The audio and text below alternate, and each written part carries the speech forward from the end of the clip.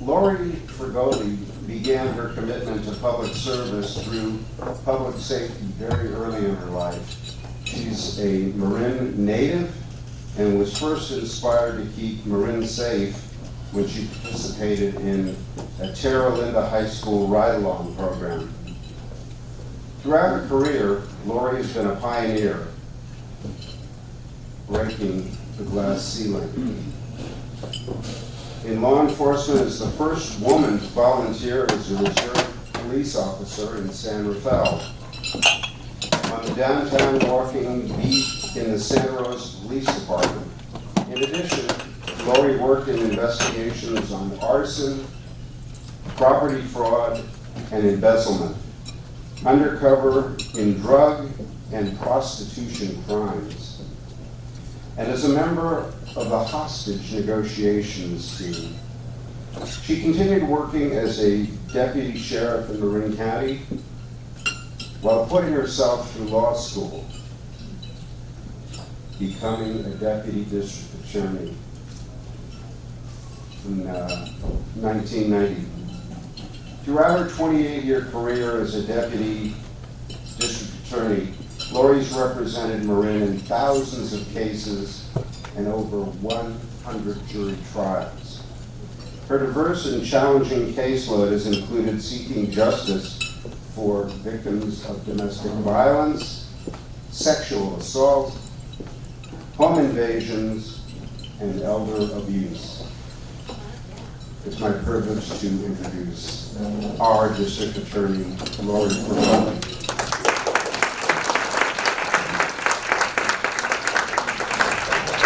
Thank you so much. Thank you, everyone, for, first of all, to the coalition for the opportunity today.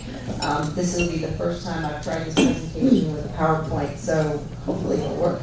And I appreciate that you all braved the weather outside to come here. Hopefully you'll find it informative and inspiring as to what my office is doing to keep us safe in the community. I'm so excited to see so many community leaders here.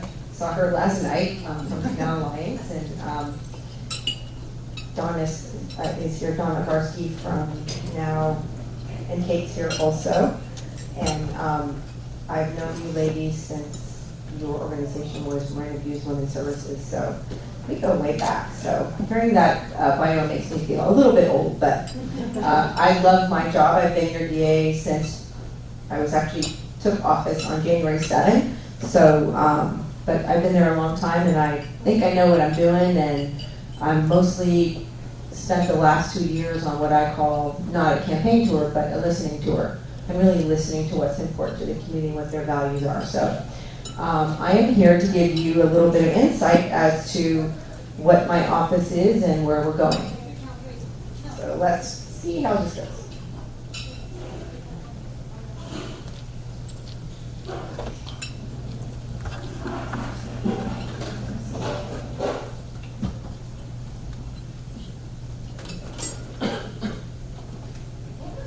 Aha, okay, this is success so far.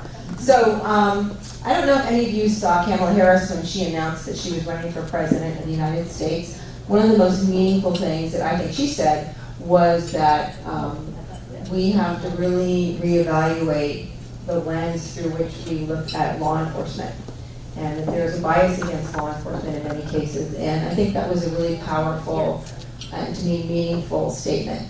And a lot of times people see the DA's office, the district attorney's office, as also part of law enforcement, which we are. I'm actually the chief law enforcement officer in this county.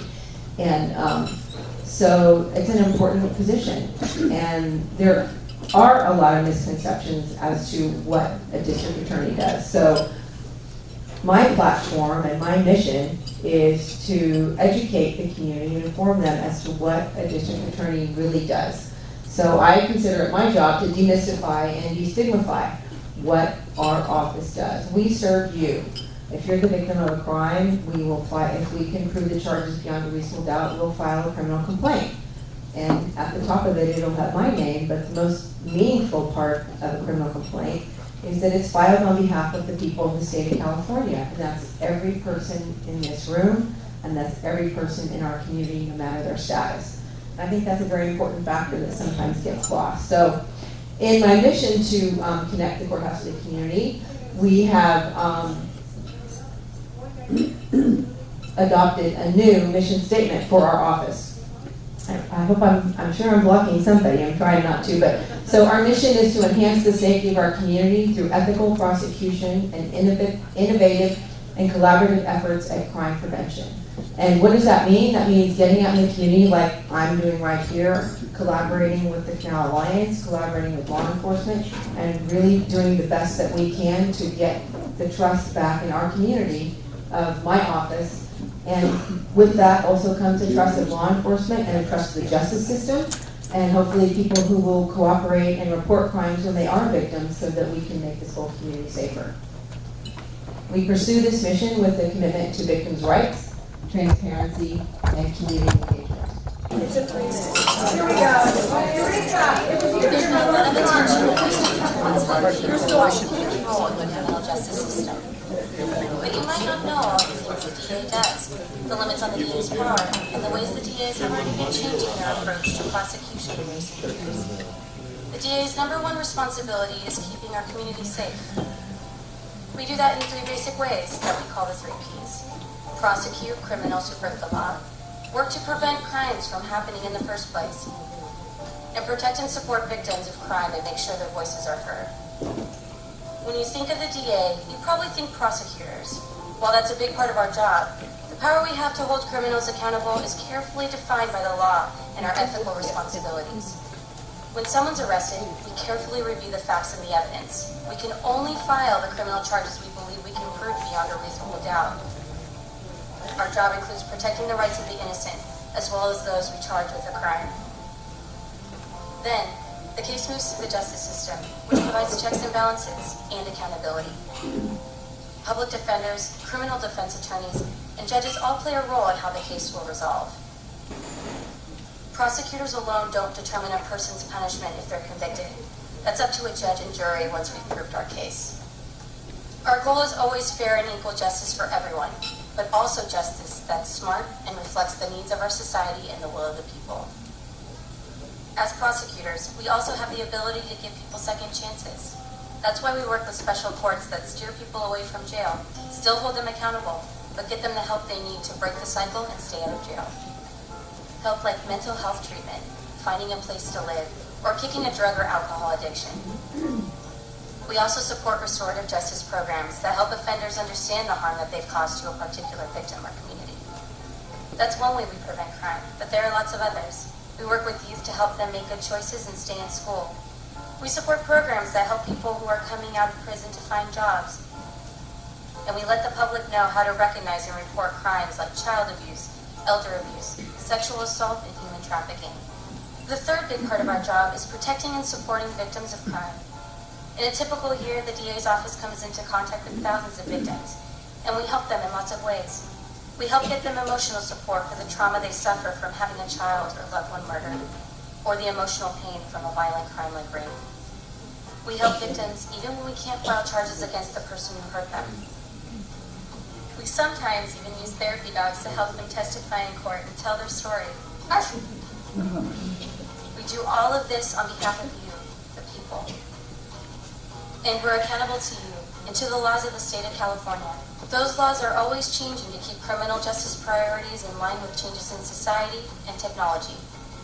We embrace reform, but we'll always work to make sure change happens in a way that continues to keep our neighborhoods and you safe.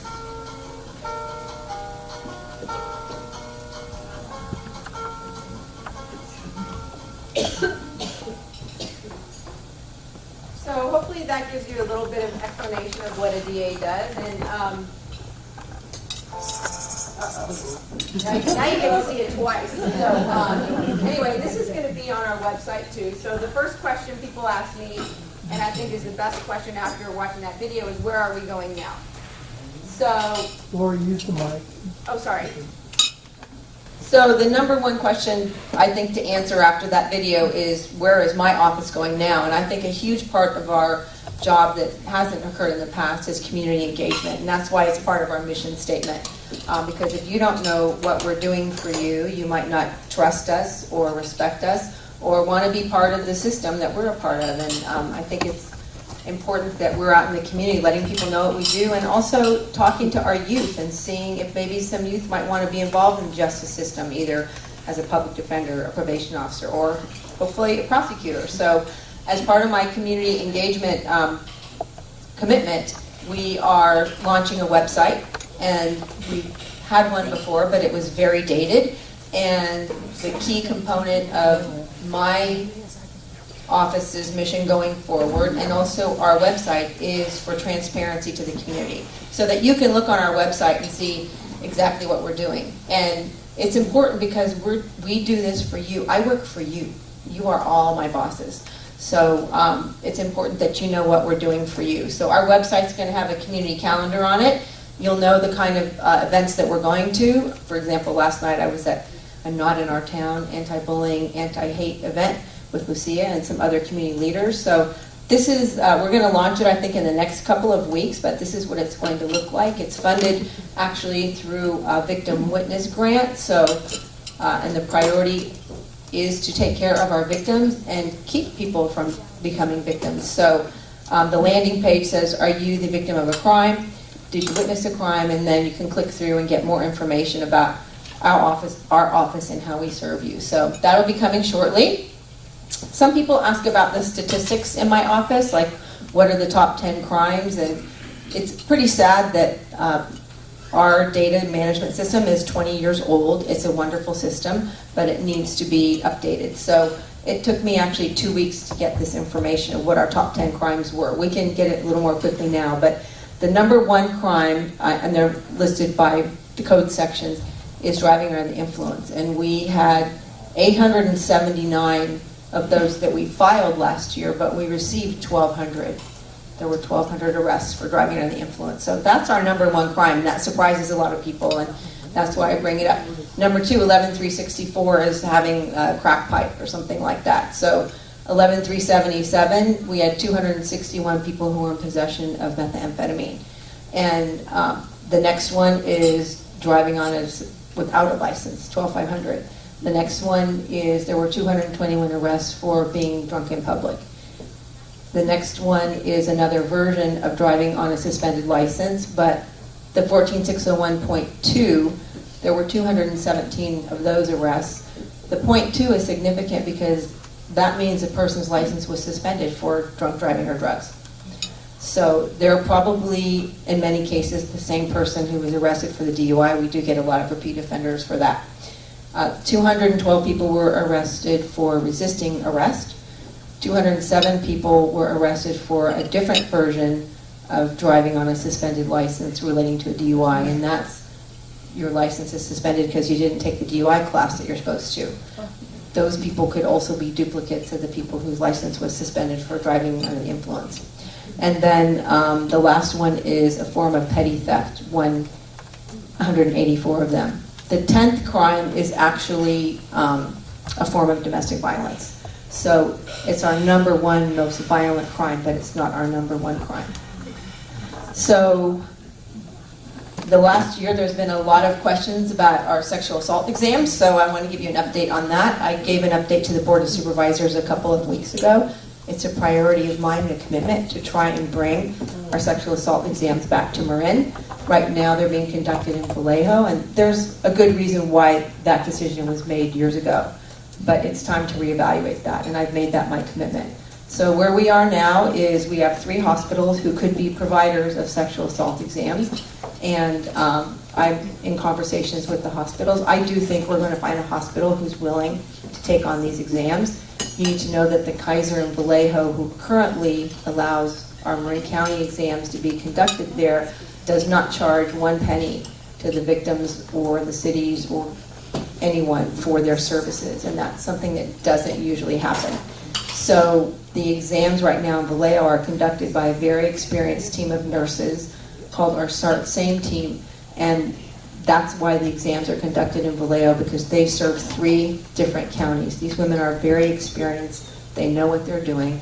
They have thousands of sexual assault exams that they have conducted, and they're experts. So we know when we take a victim to them and they conduct an exam that they're going to do it in a proficient manner, and that they can come to court and testify as to what they did. And stand up to the scrutiny of a defense attorney, basically attacking their work. So it's important to me that this group of nurses be a part of any program going forward. So we do have a group of motivated nurses in Marin. One of them has actually taken the 4-day preliminary class to become a sexual assault nurse. We have at least 20 other nurses who have expressed an interest in conducting the exam, so we're going to put them through the class, and then they really have to have a serious conversation with the women that run the program. It's not the same as going for your yearly checkup at your doctor, and a lot of people and nurses even don't understand the significance and how technical and complicated and delicate these exams have to be and that they are. So when we know that women are really committed to that after they've had a meaningful conversation with the group in Vallejo who runs the program, we're going to have them work out of Vallejo for a year, actually conducting exams, witnessing exams, and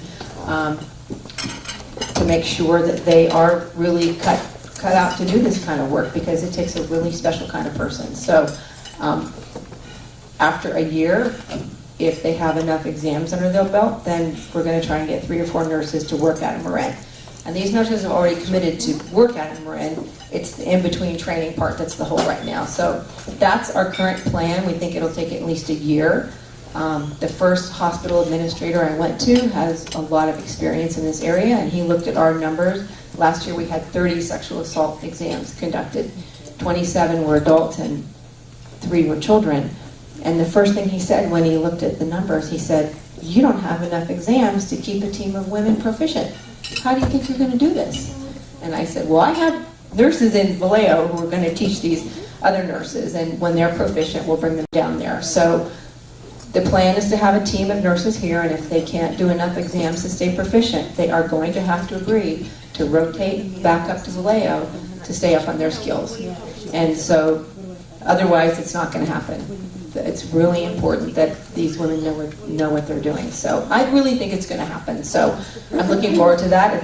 As I said, it's going to take about a year. So, and we already have one hospital that has said yes, and we're still in conversations with the other 2. So I really think it's going to happen. And when it happens, we're going to do it right. And I think that's an important thing for people to know. So that's good news. More good news that I have is that we are attempting to reduce our carbon footprint in our office, and that means going to a new case management system where when we have discovery, which is evidence and documents we have to give to the defense attorneys, it would be nice if we could do it by email instead of the paper way we do it now. Last year, I think our public defender, we charged them $30,000. I think it's either 27 or 37, because I'm a little dyslexic, but for discovery that we provided to them over the counter. And of course, what happens in county government is they turn right around and get the money from the county administrator. So it's not only wasteful of paper, it's also wasteful of money. So we're working on that now. I have a team in my office combined of non-attorneys, attorneys, victim witness advocates, and also an investigator who are a team. We're out looking at other case management systems. There's one that we're really interested in, but and it's wonderful, and we could have it up and running in 5 months, and it would also provide what I think is an important piece is transparency. The one system we're looking at, actually, you could look at a map of your city or anywhere in the county and pinpoint it, and it could tell you how many cases were filed by my office out of that area and what happened to them. So that system was actually started by a district attorney back east who was distressed with what a judge was doing with some cases. So she actually put all the information on a map, and they found a way to quantify it. And you could click on it and see not only what the district attorney offer was in a case at that location, but also what the judge's offer was, which in her case was often to undercut what her offer had been. So that was one transparency issue that I think is really important. And that's one thing that really resonated with me throughout the last couple of years, that people really want to know what my office is doing and where. Are we filing more cases out of the canal than we are out of Marinwood or down in Lynn City or Nevada? So it's really important for people to know that. So we would be able to take that information going forward, not only tell you what the cases were, but where they came from, which is important. So hopefully we'll get that going.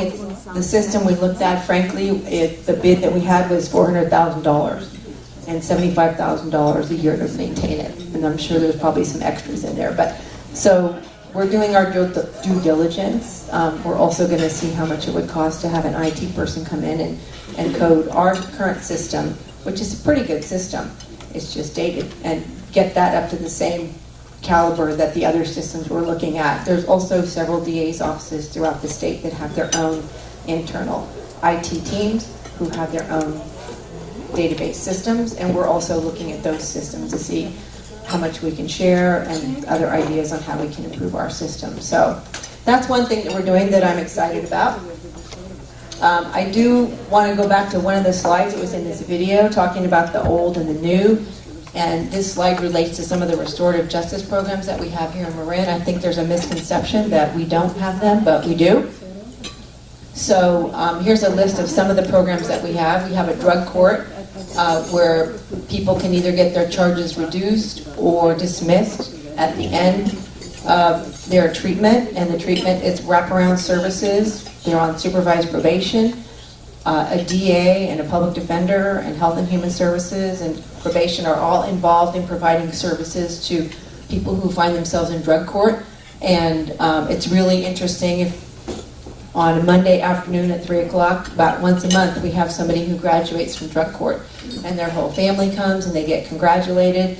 The one person who's missing often from those graduations that I think is a meaningful piece that's going to hopefully be included going forward is the police officer who arrested the person who got them into drug court.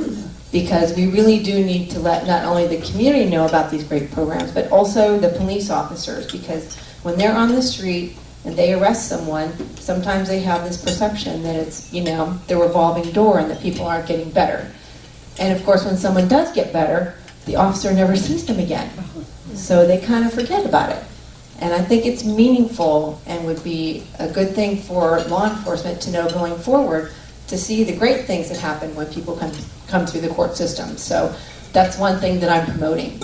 We have a domestic violence, family violence court, and that is very successful as well. We have one DA who handles that once a week in the afternoons, and they go before the same judge, and it's the same kind of issue. It's there's always treatment, probation is always involved. That is not a court where we usually involve the victim. It's mostly about focusing on the defendant and getting them to not reoffend and educate themselves as to the dangers of their behavior.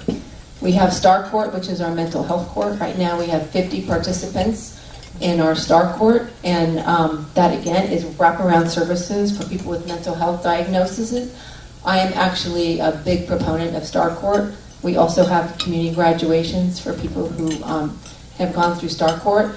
The biggest hurdle in Star Court is a person has to be willing to cooperate with treatment and take medications. We know through data and every other thing, I think that oftentimes with mental illnesses, medication is a key component of treatment and getting better. And sometimes that's a hard sell. Sometimes people are just not ready for it. So if a person is in that moment in their life where they want help, we provide it to them with wraparound services, and that is an incredibly successful court. And that's another one where law enforcement, I think, should be going to court and watching these graduations and seeing how these people change with something as simple as medication and support. So, and that's something I propose to law enforcement, and I think it's really wonderful. I have to tell you, I'm getting nothing but great response of law enforcement. About 6 months ago, I had an officer on his own say, you know, I saw that lady before she got in trouble, and this woman had driven the getaway car from a residential burglary. He says, you know, she was a CPA, and I saw her, and she was, I want to see what that Star Court's about. So that was really wonderful to me to see an officer going, yeah, I want to be a part of the change. So when we have defendants who aren't necessarily on board with taking medications, we have a courtroom with at least 30 people once a week called our Pathways Court, and Judge Kelly Simmons actually kind of started that one on her own for the people who are falling through the system.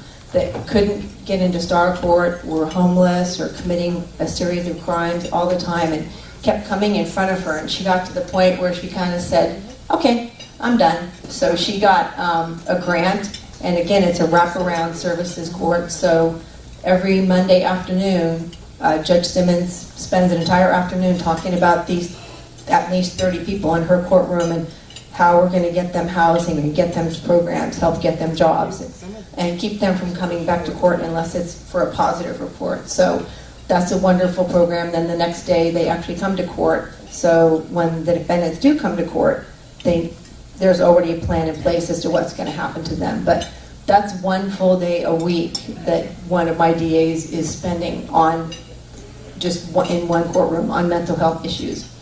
The other program that we have is called CAGI. It's our Chronicle Alcohol with Justice Involvement. And that's basically a house where people can stay in if they have come to our attention primarily through alcohol issues. So we have been able to house a lot of our homeless men and women. I put women on there because I think it's important that we also have a separate house for women. So that's an interesting program in that you have to stay clean and sober when you're in the house, but you're not necessarily going to get kicked out if you drink before you come home. And some people are opposed to that and don't think that's a good way to run a program, but it's run by Centerpoint, which is our most successful treatment program, I think, in Marin as far as drugs and alcohol, and it's a very successful program. So that's our CAGI program. And then we also have Youth Court, which is not actually run by my office. It's run by the YMCA, and I don't know if any of you know Don Carney, or if you've had him speak here. You really should have him come speak about your youth court. And I always promote it. We're hoping that we can bring it into the Civic Center and have it be a collaborative court with my office, probation, and the public defender. So if you've never been to youth court, it's Thursdays at 4:30 up at the courthouse, and it is a really wonderful experience, and it is, to me, the epitome of what social justice and restorative justice is about, particularly when we're talking about kids. We also have this Housing First program, which David Conley spearheads that. That is, again, a collaborative system where we have been able to house more than 100 homeless individuals. And I think that's pretty amazing. So many of you might have known about the different shelters we had throughout the county, different churches. Every night, the REST program, we would have homeless people and take them there almost every night, take them someplace different. So that program was shut down, and the focus is on Housing First. And it's the last meeting I went to, there was at least 35 or 40 people from the community and also providers from within the county. So that's a really successful program. I am a member of the Marin County Juvenile Justice and Anti-Delinquency Commission. We are seeking youth members, and we're really hoping to diversify our membership. That is a commission that oversees what's going on in the juvenile justice system here at Marin. Once a year we go through juvenile hall and look at the conditions there and talk to the kids and see how things could be improved. Once a year we have a roundtable. Last year it was about marijuana. This year it's going to be about mental illness and youth. And the important part of that is that the roundtable is primarily for law enforcement, first providers, and probation and teachers. And this year the forum is going to be amazing because we're going to have some young men and women who've actually been through mental illness issues.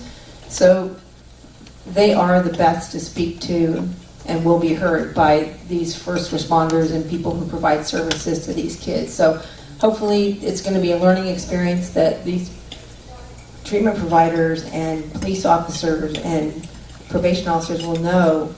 Maybe they'll know to see some red flags when they're dealing with someone if a conversation or something that was told them by one of these young men or women who's actually been through the mental health system. Hopefully it'll resonate. So that's something new and different that we're doing this year.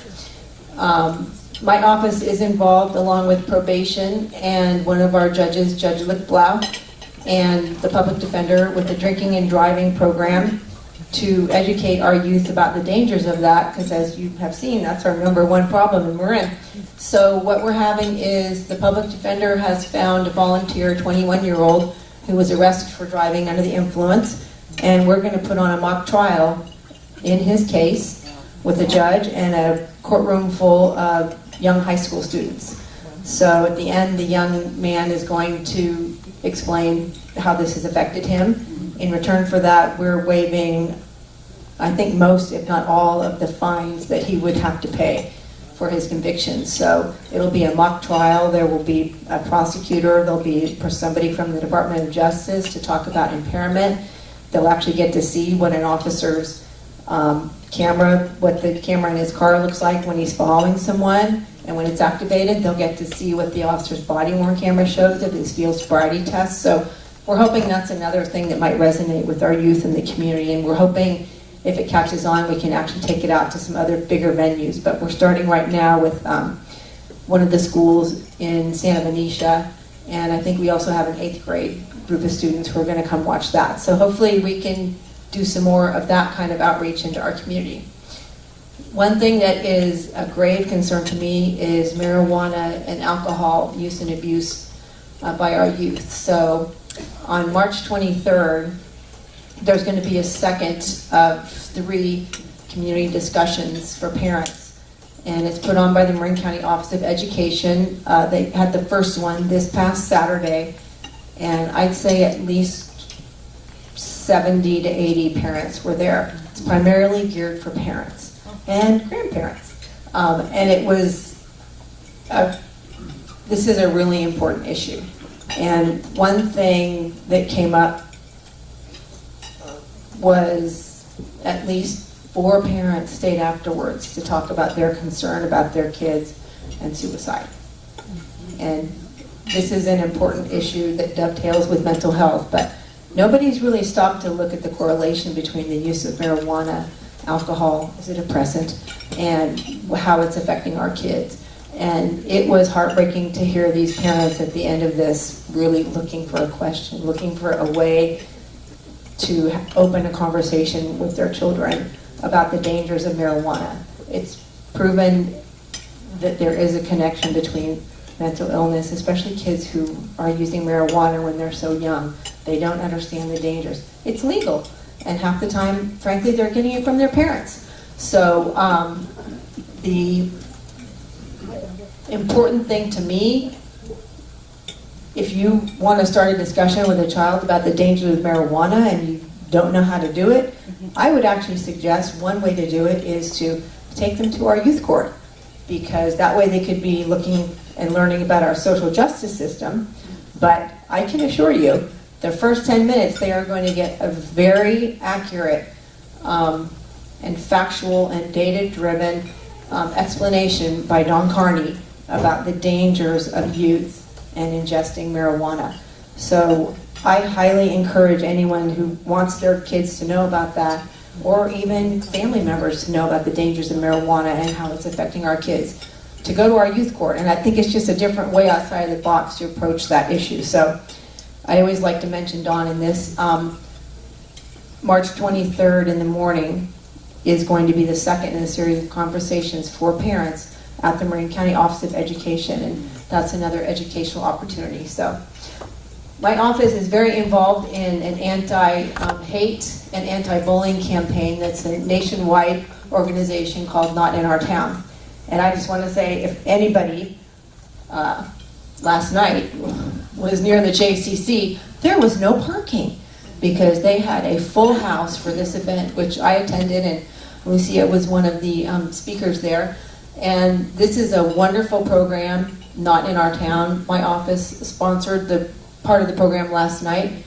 I'm actually involved in Not in Our Town in Novato, but I think it's an important conversation that we need to be having with our kids, especially with the dynamics of everything that's going on in our, not only locally, but on a national level. The hatred and mindset of some people is a little scary these days. So this is one way to have a positive conversation about what you can do in your community to take a stand against hate. So I really support this program, Not in Our Town. So last night they had a candlelight vigil and showed a movie, and the police chief of San Rafael was there. It was a really diverse group of people who spoke. Oh wait, they were all women though. It was kind of wonderful that the guest podium was all women. So, and the woman who is driving this program, not in our town, is also a woman. So, not that men aren't welcome, because they definitely are. Just so happened last week that the leaders who were speaking were women. So, the next event that my office is going to be involved in is a candlelight vigil at Frugoli Park, and it is for sexual assault victims. But I think we also need to include domestic violence victims as well. So my office is actually a co-sponsor of that event, along with Community Violence Solutions. And so that's another place that people can, sometimes showing up is really important, especially in a community that has a lot of fear going on as it is. So I think that's a community event that I'm going to be at, my office is going to be at, and I encourage everyone here to be at, just to let the community know that you support them, because it's important. So that event is sponsored by my office as well as Community Violence Solutions. Another passion of mine and activity that my office is very involved in is the Marin County Anti-Human Trafficking Commission, and we co-sponsor that. And we have some flyers here for you. This is this is a free event on March 23rd from 3 to 6, and it's entitled Dare to Fight Back Against Human Trafficking. And if anyone wants to know what human trafficking is and thinks it doesn't really happen here in Marin or anywhere else near us, the first young lady whose name is on this is Maya Babao, and let me tell you, when she was 13, she was trafficked as a child out of Petaluma. And so don't think it doesn't happen. She was trafficked for years until she got to be pretty much too old and they were tired of her. So, but this happened to her while she lived at home with her parents, went to school, was a straight A student. Her parents had no idea. And she actually tells her story. She's a beautiful young lady. She's so strong, and she's doing this to educate other children and families about how this really can happen and what to be looking for. So we are teaching our children in the schools about human trafficking as well. And I'm looking at Laurel shaking her head there. Laurel Botchford is here. She is one of the sponsors too of this program. So this is a very exciting program, because not only do you get to hear from a young lady who's been there, it's a good opportunity to bring your kids and let them see how this can happen. And it's really wonderful too to see that Maya's on the other side of this horrible thing that she went through. So this is a wonderful opportunity. I think also we're going to get some radio and press coverage on it, which is exciting. So that is March 23rd from 3 to 6. There's no charge. It's at Dominican. So we have lots of flyers out front if anyone's interested. Or even if you're not interested now, take it and maybe give it to someone who might be interested. And so the last thing I wanted to talk about is my office has this. Before I talk about our secret weapon, I want to say one other thing that's important to me that I am going to be doing and that is expunging marijuana convictions off people's criminal records. That was one thing I committed to do. That's one thing I committed to do during my campaign, and we're just right now trying to strategize the most efficient way to do it. Frankly, I wouldn't do it if it was a case that involved heavy sales with tens of thousands of dollars, and I also wouldn't do it if a weapon was involved. But other than that, I am committed to doing that. So that's something that I'm actually talking to the public defender with now about doing. And one other community project I hope to do, but I'm not sure we're going to get it done this year, is I do want to create a documentary on opioid abuse, and Don Carney already has agreed to help me with that. So I'm not sure with our case management system and the other things on my plate, I'm going to get that done as soon as I thought I could. And now it's really clear we have to also include marijuana use and abuse. So that's something we're going to do. And so other than that, the other new thing that's going on in my office is I really am committed to getting out in the community and meeting and greeting as many people as I can. And not just me, everyone in my office. So to that end, we've acquired what I call our newest and latest secret weapon. And it's a her, and she's very young, and people think she's inexperienced, but we always, we never let her go out in the community by herself, so she's always with somebody very experienced. So I'd like to introduce to you our most recently acquired secret weapon to connect the community to the courthouse. And this is our service dog, Reiki. She's our second service dog that we've had, and as you see, she's really acquired a great set of social skills. So, she's actually one of those dogs, when you see her sitting there, she is from Canine Companions for Independence, and she's going to get sworn in pretty soon so that she'll have a star around her collar instead of her ID tag. So, but she's one of those dogs, her face, she kind of looks a little bit like Eeyore when she's just sitting there. So we decided to go for Happy and do this picture because that really is what she does.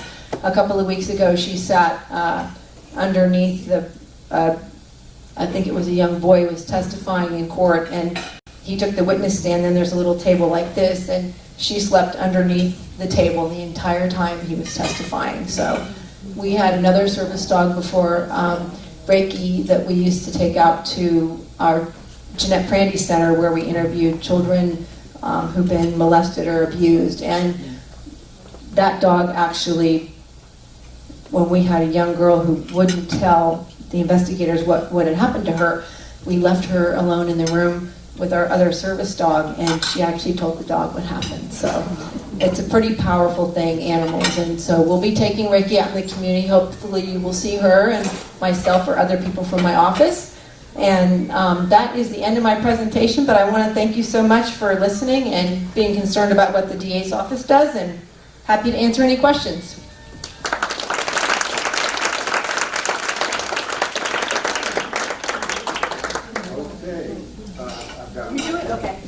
I think is this microphone working? Yep. Good. First question.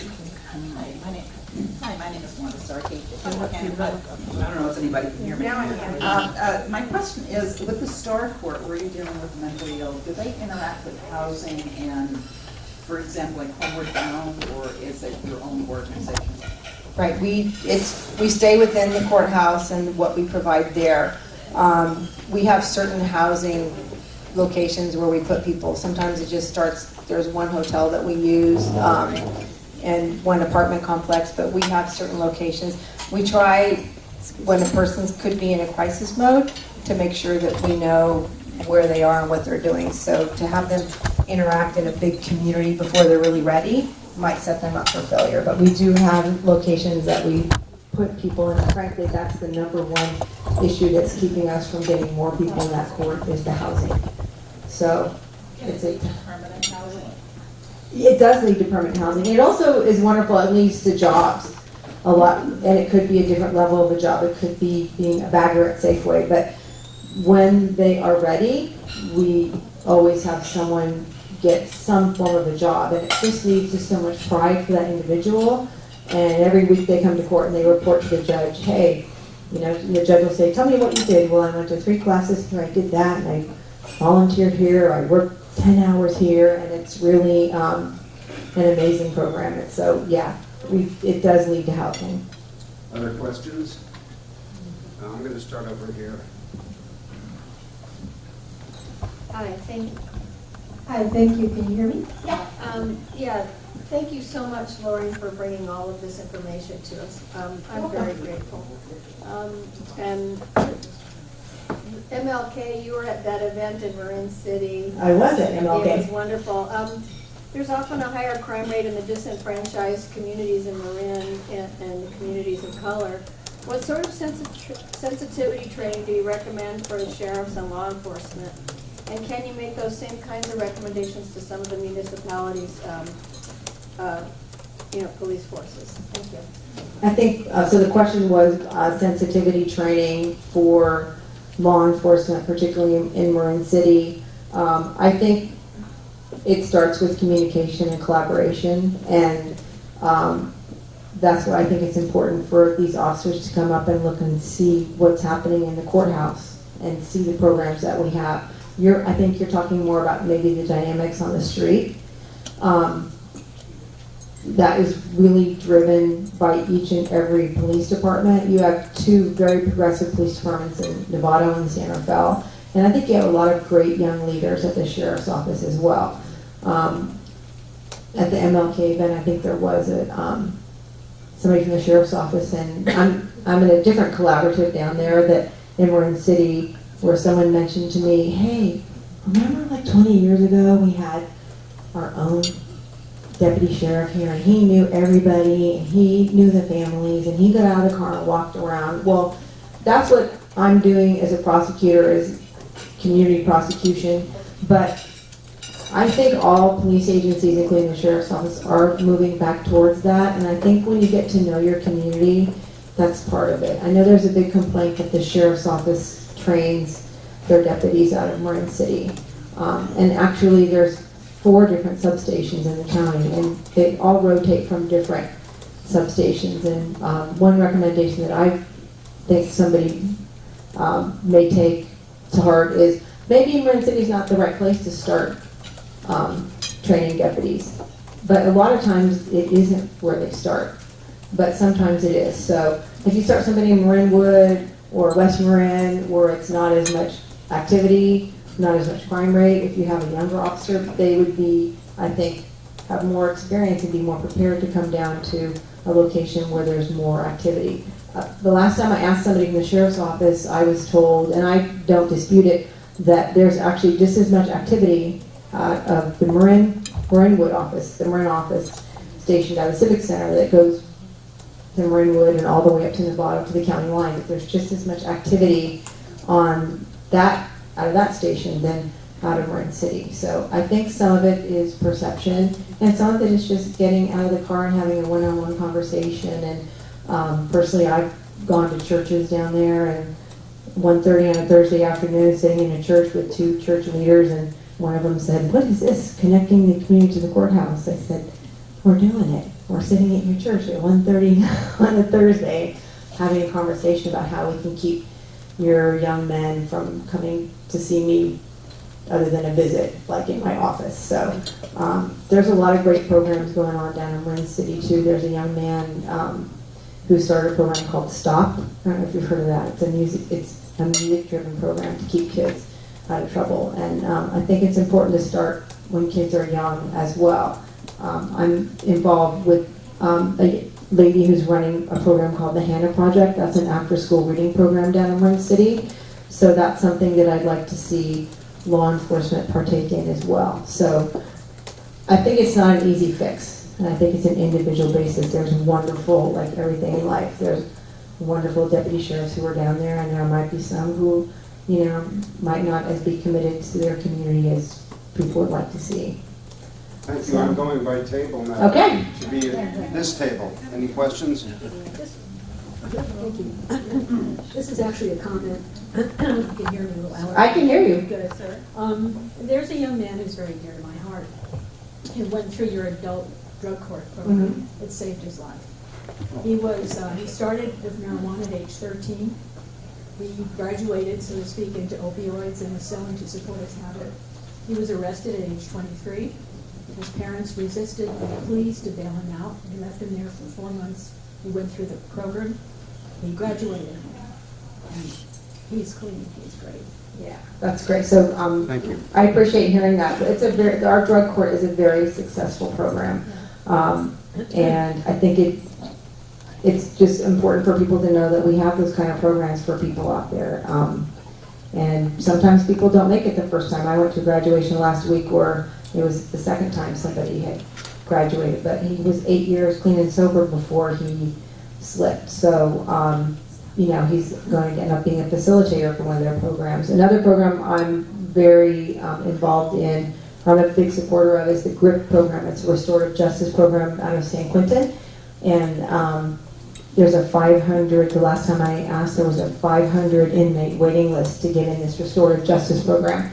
And my first question, of course, was, well, when these people who've been in prison learn all these skills, but they go out on the street, it's kind of hard to find a job. How do they find a job and really put these skills to use? And the answer is that they're sending them back into the prisons to teach the program. So things like that are, to me, really important. And I've actually had one of the graduates of that program come up to our jail and talk to a young man, hoping that we could have a different voice kind of reason with him. And in that case, it turned out that that particular young man has a mental health issue that we need to deal with first before we can move on. But I'm a big fan of those type of programs and kind of getting outside the box to try and solve some of our social justice issues, so. Okay, moving along, we're running short on time. I'm coming to this table. Next, I just have one quick question, and that is not in our town.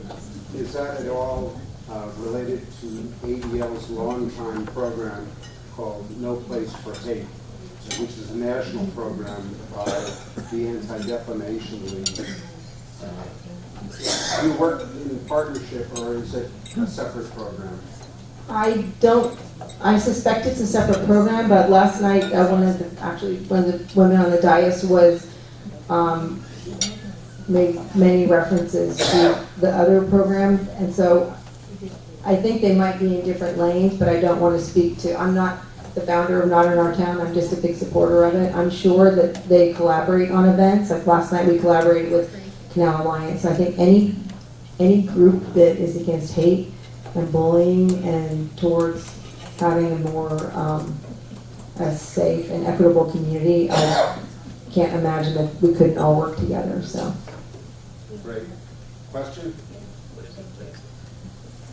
Lori, thank you so much for a real clear indication of all your plans, and I think you've got our county in the right hands.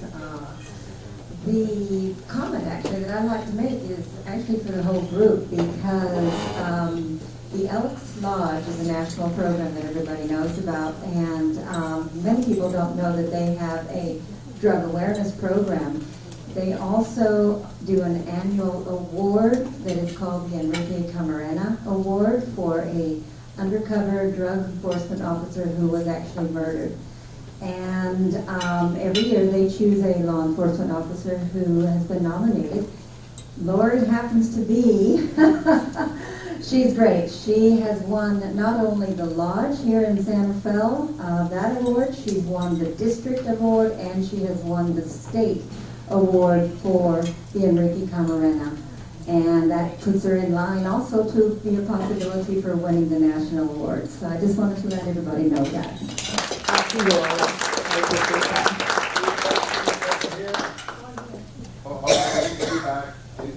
Okay. Next. Hi, Lori. Hi. Can you hear me? Yeah. Two-part question. First of all, the largest, the winner for the most crime in Marin is drunk driving. Do you have a sense of, are those drunk drivers the percentage that are residents of Marin? Or are they people driving through, or do you know? Oh, I think they're primarily Marin residents. So then my second part is, I think that's an interesting fact. Having lived in Marin many years, I never knew what our biggest crime problem was. Right. And it seems to me we're ripe for a campaign, even though there's been certainly a lot of campaigns anti-drunk driving. It seems to me we could be the poster child for reducing that rate so that we can wipe out the highest crime that we have, the highest number of crimes that we have in Marin. I agree, and that's why I bring it up, because people always think it's something else, but it can happen to anyone, and it's a big problem, and people just take it for granted. They don't realize how dangerous it is, and I don't know the death statistics. I'm sure many of those resulted in I injuries. get all that. Right. The police or the district attorney or something, it seems to me like we had click it or ticket. It's time for Right. a campaign. Like DARE? Well, I mean, Yeah. something. I don't have the Yeah. answer, but I'm saying. And there was Mothers Against Drug Driving too. I don't know. I know that. I think they may have, I don't know if they're still intact, but I agree with you. It's the educational component and letting people know how dangerous this is important, because it, and a lot of our immigrants who, I know Lucia has a concern as well, our immigrants don't understand it, as would anybody else in this room, unless it happened to you, what a serious thing it is. So your point's well taken, and that's one reason why I brought it up. So I don't have a specific plan at this moment other than education and really letting people know. We'll be putting stuff on our website if we come up with a specific program, other than getting out in the community and putting on these educational programs. So it is important. Lori, So. our time allows for two final questions. Question one. I'll stay for you. Who's gonna take There's question two.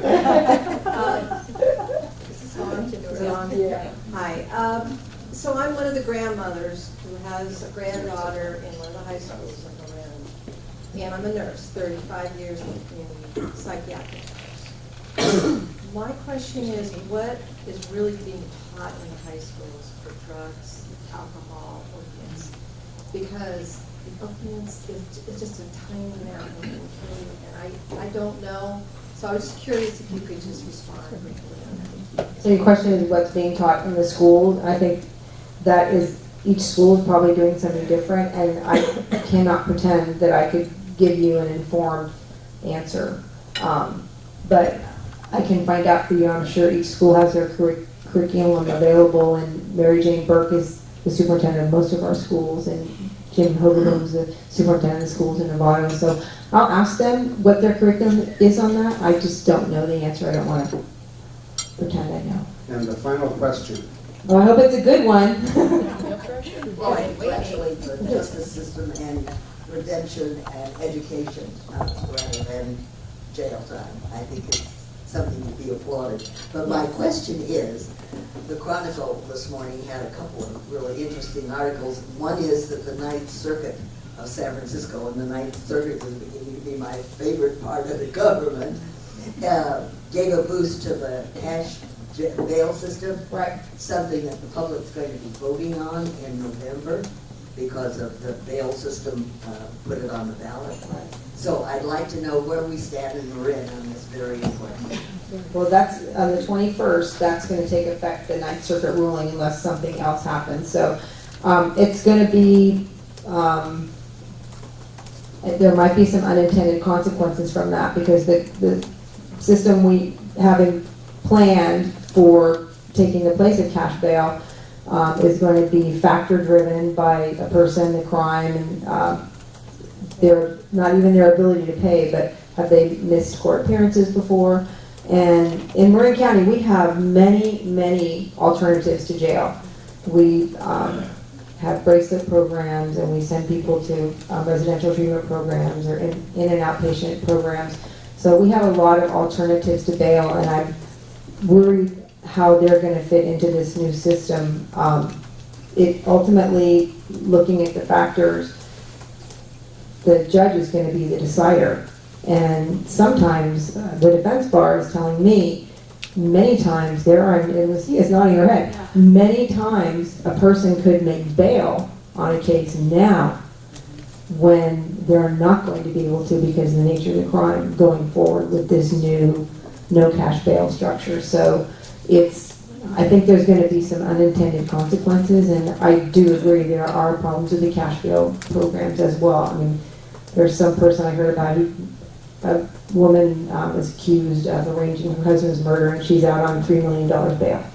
Well, who else could do that? Right. So, and she's running around in somebody's community. So it's not a perfect system by far, but I'm not so sure that what's going to come down the pike is going to be a lot better for people who can't come up with cash bail. And I have heard, I don't know if it's true, that some of these bail companies actually take payments, and I think that happens sometimes. So, but we have so many alternatives to people not having to put up bail now, and we have a very careful report that our probation department prepares, and they take into account so many factors, and so hopefully those will transfer over to the next system. So I'm a little concerned about how it's going to flow. Thank you, Lori. Thank you so much for your presentation.